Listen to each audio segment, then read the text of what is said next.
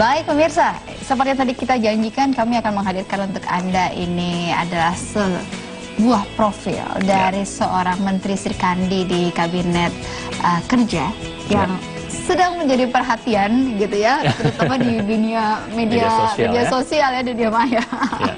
Ya, memang Presiden Joko Widodo menunjuk Susi Pujiastuti ini sebagai Menteri Kelautan dan Perikanan dalam kabinet kerjanya, bukan tanpa alasan. Memang pengusaha dalam bidang penerbangan, perintis, dan juga ekspor produk-produk kelautan ini dipercaya menakodai Kementerian Kelautan dan juga Perikanannya. Nah, kita punya profilnya untuk Anda, sosok Susi Pujiastuti yang sempat didokumentasikan Metro TV pada April 2010 lalu. Ini.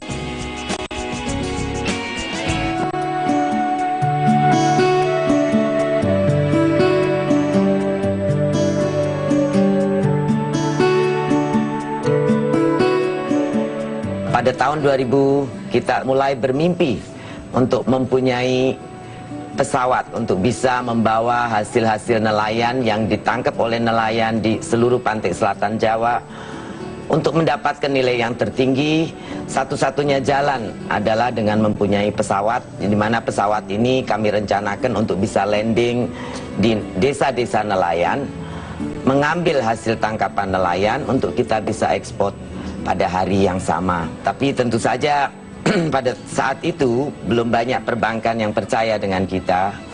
Proposal business plan kita yang kita bawa ke perbankan banyak tidak dipercaya, dan bahkan mereka bilang ini terlalu gila business plan ini, tidak mungkin bisa membayar harga pesawat yang 2 juta dolar. Tapi akhirnya setelah 4 tahun keliling, ada juga bank yang percaya. Tahun 2004 kita mendapatkan 2 pesawat kita yang pertama. Dan alhamdulillah pada tanggal 29, Christian suami saya berhasil mendarat di Melabuh, di mana landasannya itu yang tersisa bagus hanya 480 meter. Dan sejak itu, dari niat kita yang tadinya 2 minggu akan membantu, kemudian pulang kembali ke pekerjaan kita mengangkut ikan, tapi ternyata banyak NGO yang membutuhkan servis kita. Akhirnya kita pertahankan pesawat kita di sana dan memulai satu bisnis baru, yaitu charter pesawat.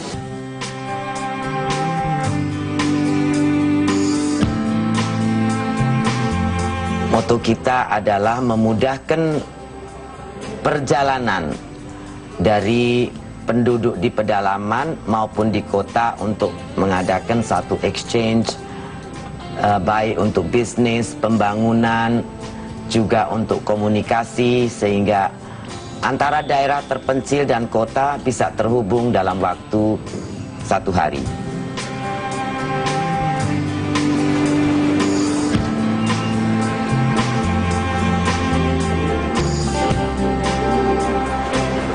Saya mulai dengan kerja sebagai pedagang bed cover dan hasil-hasil bumi, ada cengkeh, ada hasil laut.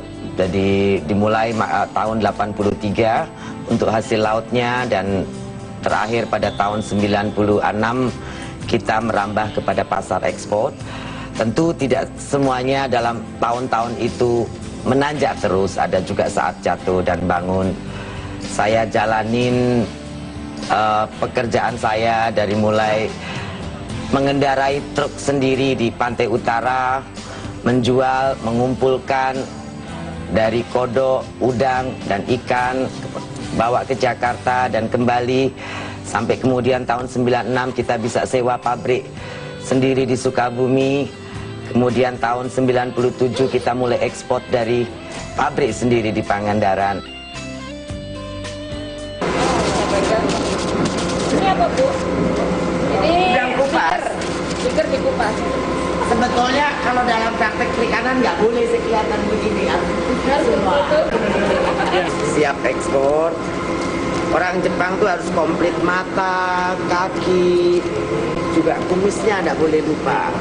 Kita memberitahu bagaimana cara menjaga produk mereka dengan baik, tapi yang jelas saya rasa satu hal yang saya pikir itu membuat para nelayan bisa mengerti untuk menjaga kualitas adalah saya memberikan harga yang sangat baik untuk kualitas yang baik, tapi saya memberikan potongan harga untuk kualitas yang jelek.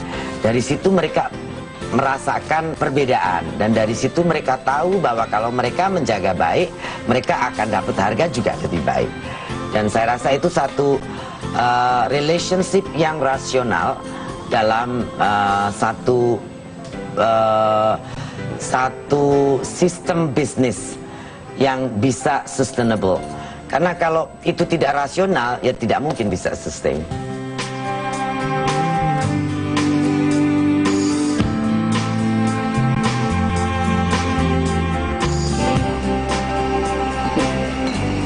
Aceng jajal helikopter anyar.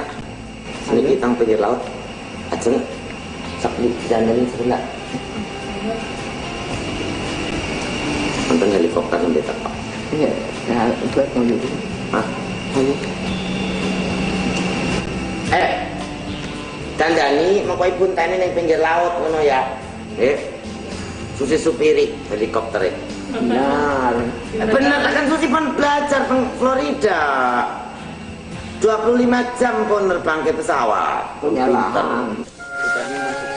Iya. Gendong. Wah, Yesus. Bismillah. Ya Allah, Akbar, ya Allah.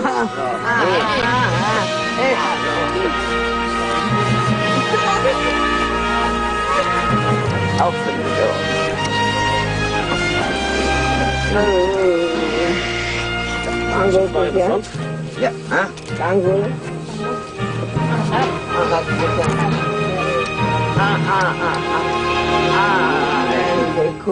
Bentar.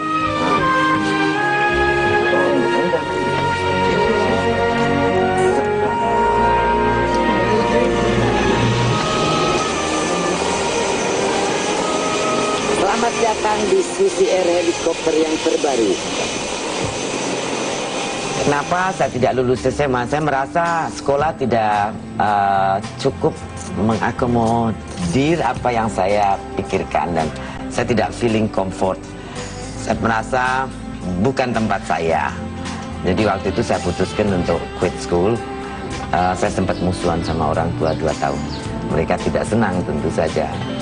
Pikir mereka apa kurangnya, biaya ada. Ya otak waktu itu tidak jelek-jelek amat.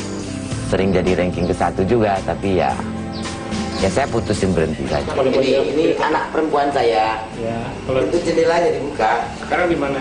Ini di Swiss sekarang sekolah. Di Swiss. Ya. Ini yang kecil. Si Alfi ada di sini tadi ikut. Ini dibuka jadi kelihatan sana anginnya kenceng. Seneng aja, ibu juga seneng aja. Kita dari sini pakai Avanti ke Banjarmasin. Dari Banjarmasin naik porter ke Tarakan 4 jam. Pintunya dibuka.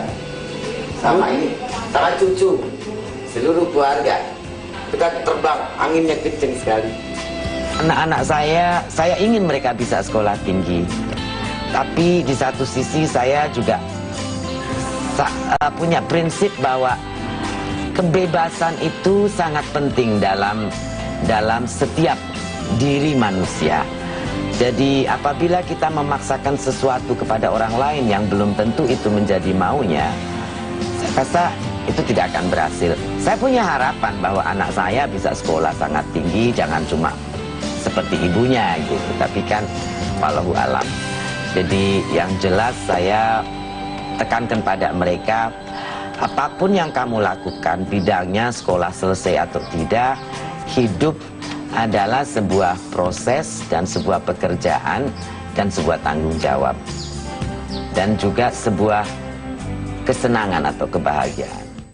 Dan salah satu prinsip dari Bu Susi ini adalah pentingnya kemandirian, karena dengan kita mandiri kita akan bebas dari semua dikte siapapun juga. Iya, tapi nggak ada yang menyangka ya, memang kalau kita melihat dari sosoknya tadi, itu video diambil pada tahun 2010 ya, 2010 kita mengambil profil dari Susi Pujiastuti dan akhirnya sekarang menjadi menteri. Kalau kita melihat di dalam tayangan tadi memang semua bidangnya bidang kelautan memang produksi hasil laut Indonesia, dari mulai jualan ikannya, kemudian manajemen dengan industri yang lebih besar begitu ya, dan akhirnya berhasil ekspor ya hasil laut kita ke luar negeri. Mudah-mudahan ya pengalamannya ini bisa benar-benar membawa Indonesia kepada kejayaannya di laut, kita jaya begitu.